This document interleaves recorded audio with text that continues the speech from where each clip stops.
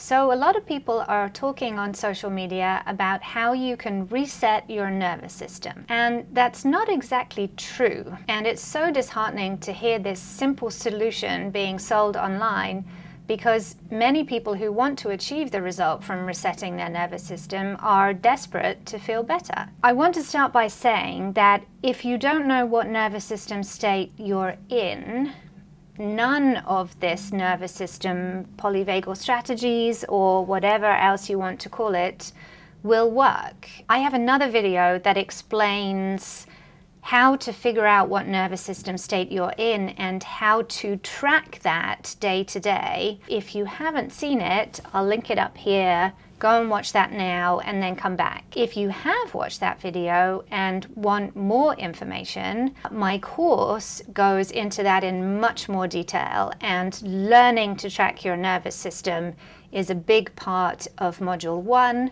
It's a 3-module course.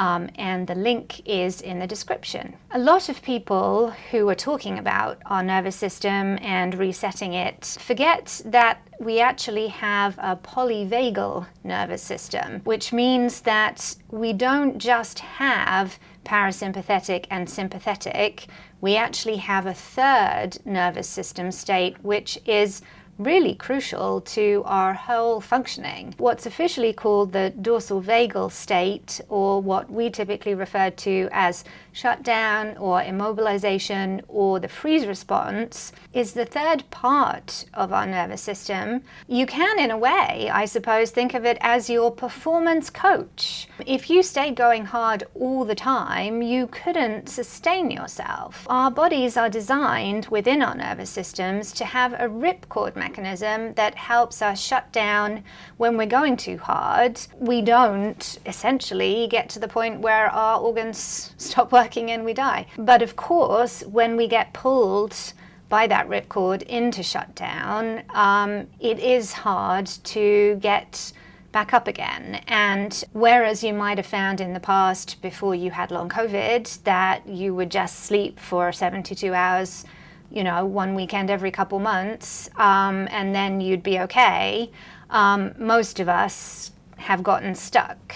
Thinking about these different nervous system states and how our nervous system works, the other end of the spectrum, if you're thinking about it that way, would be parasympathetic or rest and digest. And that's what most people think is sort of our default setting. You know, if you were able to reset your nervous system, that's what you'd magically get back to. But it's also a little bit more interesting than that, actually. Rest and digest is really sort of the icing on the cake. We oftentimes hear people use that word as calm. I'm calm, so I must be in rest and digest. Really and truly, it's more joy and acceptance and gratitude. It's sort of that lovely meditative state that we're all aiming for. And it's also the one that has that lovely social connection feeling where you feel safe and connected to other people, which obviously has been enormously interrupted with the pandemic, and for those of us with long COVID is also very difficult to get to. Why can't we reset our nervous system to just magically get back to rest and digest?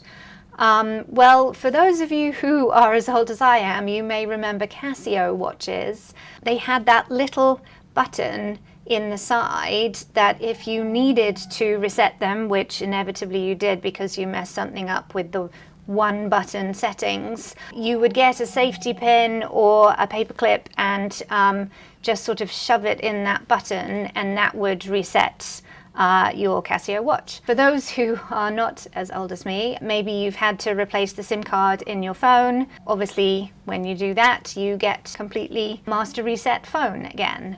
Our nervous systems don't have that capacity. There isn't a magic button that sends us back to rest and digest. Instead, it's really more, if we're thinking about the vagus nerve as being that superhighway of communication between our guts and the bottom of our brain, it is very similar to the internet and that fiber optic cable. If there's a gap or a kink in the cable, it's not going to work. And the same with our vagus nerve. If it's damaged, the communication is not going to move effectively. No amount of sticking a pin in it is going to get that to be fixed. Very similar to fiber optic cable. Maybe your vagus nerve isn't damaged, just like when everybody comes online at 5 o'clock in the evening and so Netflix streaming goes a little bit slower. If you've got so much going on in your body with inflammation and immune system activation that the vagus nerve is working overtime, then everything is going to also slow down. Just like you can't reset fiber optic cable, it does take a while to, for example, if you want more bandwidth, put in a bigger cable. And I guess if you were trying to do that DIY, you might try and stretch that cable out to give it a bit more bandwidth. And that's exactly what we're doing with our vagus nerve. We are trying to gently stretch it. Not too much, we don't want it to snap, we don't want it to break, just to get more of that flexibility back. And that is a slow process. It takes time, it takes strategy, and as I also said at the beginning, it takes knowing your nervous system and learning your nervous system, befriending it, because let's be honest, with long COVID, most of us are pretty mad at the shutdown, that ripcord process. Learning to become friends with it again will take time. It isn't going to be a quick fix. If you have seen people on YouTube, Instagram, or wherever showing you supposed reset strategies, the ones where you turn your head left and right and move your eyes and yawn or whatever it is, that isn't going to be helpful to us. It isn't a quick fix. If you haven't learnt your nervous system, you won't be able to pick the right strategy to help it to gain in flexibility. And of course, something that we very, very, very commonly hear, and I imagine you're having exactly the same thought as I am, lots of information on the internet about the nervous system is pitched at people who spend a lot more of their day in rest and digest. And so they're telling people that you should be going for a walk, getting out in nature, doing some yoga. And obviously those things are not accessible to us if we can't even get out of bed. But there are real effective polyvagal strategies that we can do under the assumption that if your nervous system has shut down because we didn't have enough resources, it's not going to be fixed in 5 minutes. And if, for example, you've tried one of those so-called nervous system reset exercises and it hasn't really done anything, you're not alone.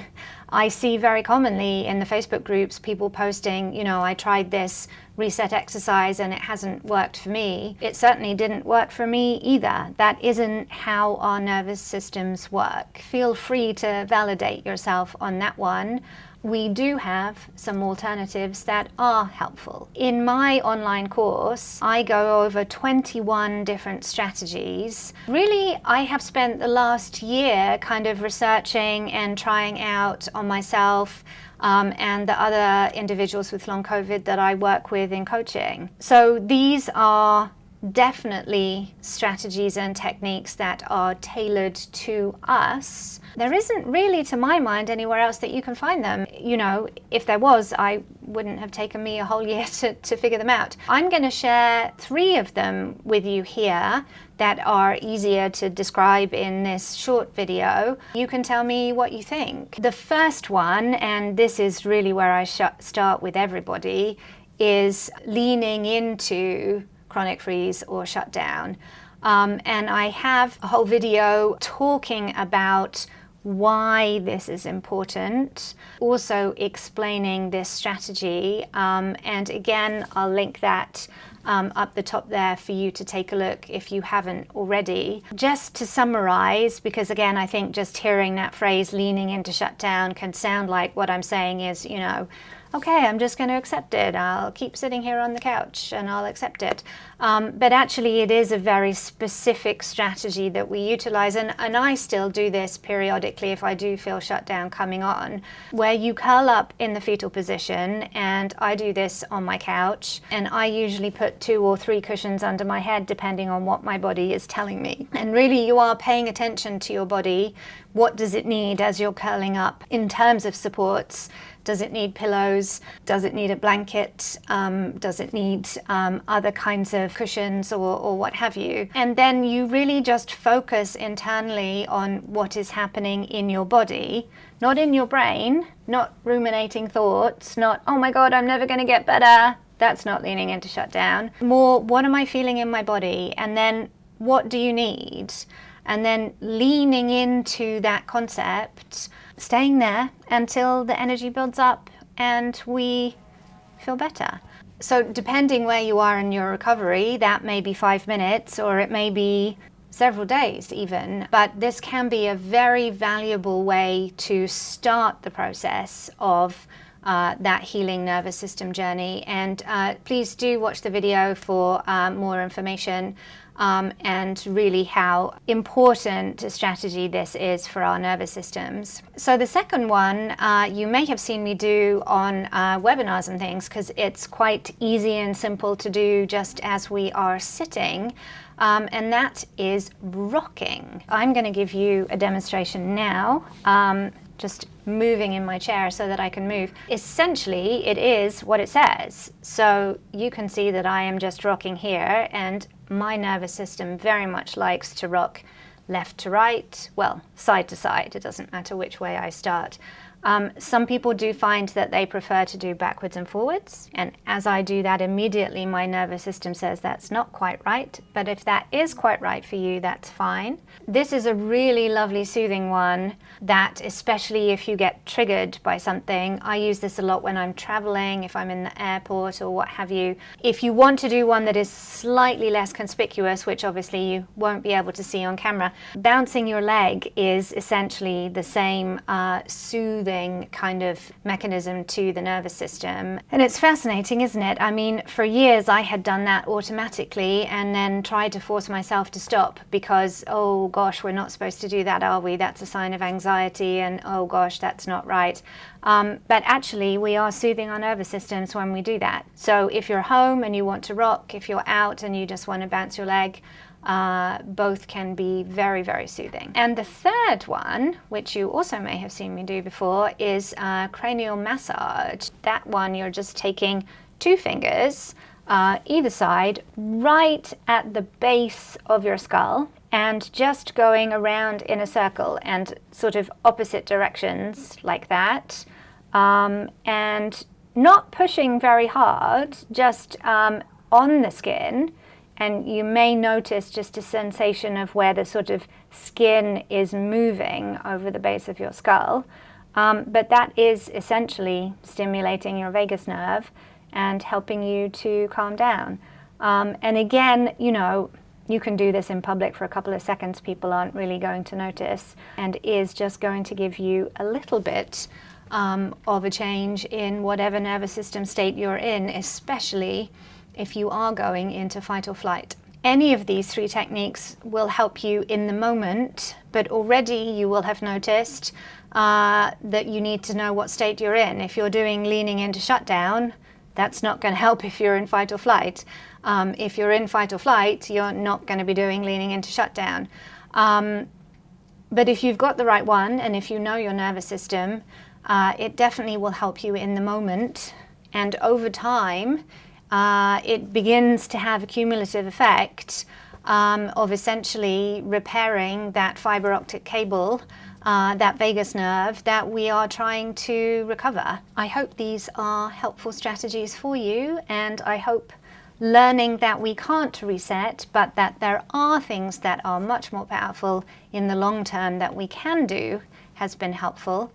If you have any specific questions or other things that you have used in your kind of polyvagal strategy arsenal, I'd love to hear them. So please do pop comments below.